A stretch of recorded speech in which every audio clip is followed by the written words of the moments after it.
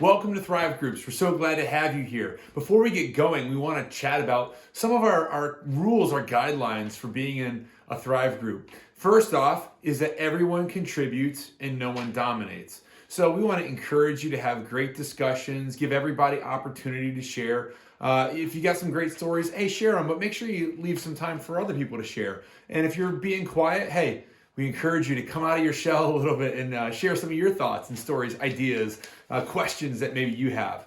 Also, we try to start on time, end on time. So wherever you're meeting, let's just honor, especially the closing time. Once it wraps up, take a few minutes, hang out, but then let's make sure we stay respectful of that closing time. So this week, we are in our series, Science in the Bible. If you have your notes, you can follow along, or you can just follow along with me here. Science in the Bible, and we're talking about from the dust and God creating mankind. But before we jump into all that, we're going to start with our icebreaker question, which is this. If you could choose your last meal, what would it be? Man, this is kind of a morbid question. Sorry about that. I don't know where we got it. Well, I put it there. So anyhow, sorry. This is your last meal. What would it be? For me, I think it would probably be barbecue, like maybe some barbecue brisket, maybe some ribs, some stuff like that. I love it, and if that's going to be my last meal, well, number one, it takes a long time to cook, so maybe it gives me an extra day there in the process. But I just love some good barbecue. How about you? If this was your last meal, if you could plan your last meal, what would it be?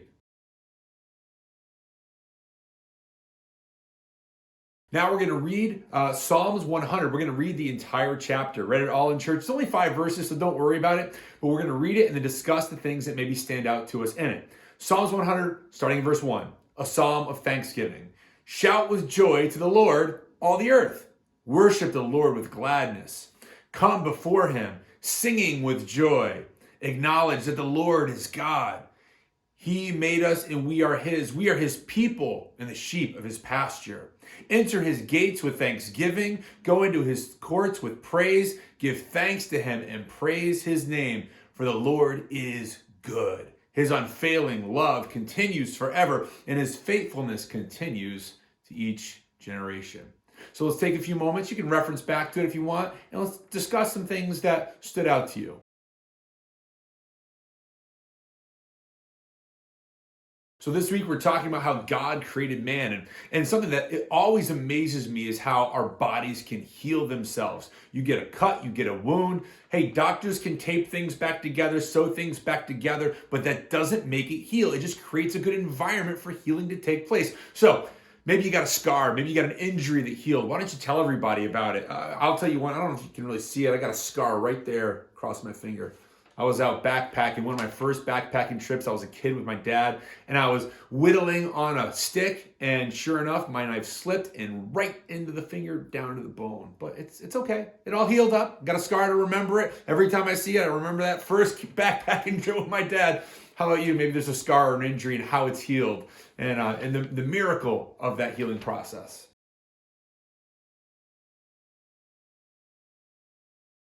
So as we've been talking about the human body and how God created man and woman, I'm curious to know, what part of the human body do you find particularly amazing or complex? For me, one thing that I think about a lot is the heart. Imagine the heart. Like it's this little pump inside of our body that pumps blood throughout our entire body. They say it's probably about the size of your fist or something like that. But imagine squeezing something like a stress ball or a little workout thing here. Squeezing this, right?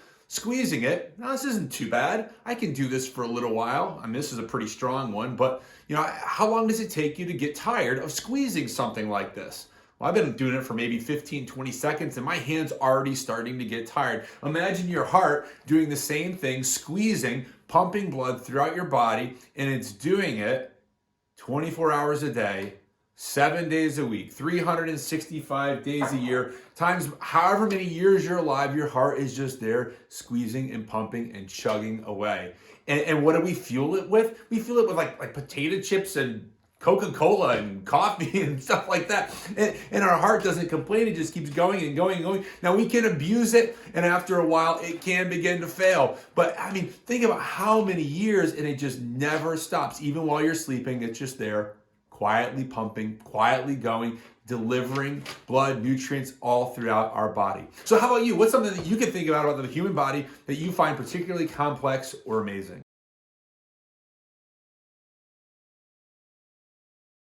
As we're in the Thanksgiving time of year, we all start thinking about what we can be thankful for. So my question here is, what is something that you're grateful for? Something I'm grateful for is heat. Think about where we would be in the wintertime without heat. I mean, think about the early settlers to our country and how many of them died because they didn't have adequate heat. And yet, we have heat wherever we go. Like we go home and we've got heat, and then we get into our car, our little portable environments with us, and we take our little cars everywhere we go, and we have heat, and we can go through the entire winter time with barely even being cold because we have heat everywhere. And we can go to sleep at night without fear that our loved ones, our kids, our parents, that they're not going to get frostbite or hypothermia because we have heat. Now, I don't know how your home is warm, if it's warmed by oil or wood or natural gas or electricity or something else. I don't know. I don't know how it's warm, but we all have that heat, and that's an amazing thing. It helps us to get through the winter, and yet we take it for granted. Like, oh, I'm a little cold. But we're still in a very livable environment, and I'm very grateful for heat. So what are you thankful for? Now, before you answer the question, though, okay, let's just take a few things off the table. Like, not talking about family or house or, our car or something like that. Let's get a little bit more specific. Yeah, we know you're thankful for your family. Of course. Thankful for God. I'm thankful for the Bible. Yeah, of course we know that. But let's put a little bit of thought behind it. What's something specific that you're thankful for, and why are you thankful for that thing?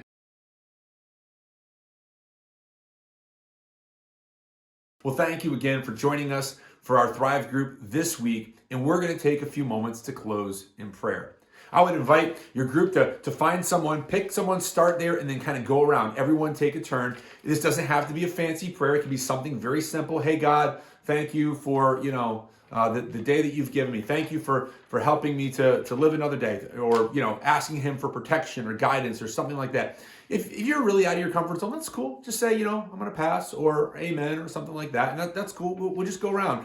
And then we'll finally close with the leader of the group. They can close in prayer, and then we can get going, wrap things up there. So thank you all so much for coming again. So before we go, though, let's make sure we close in prayer.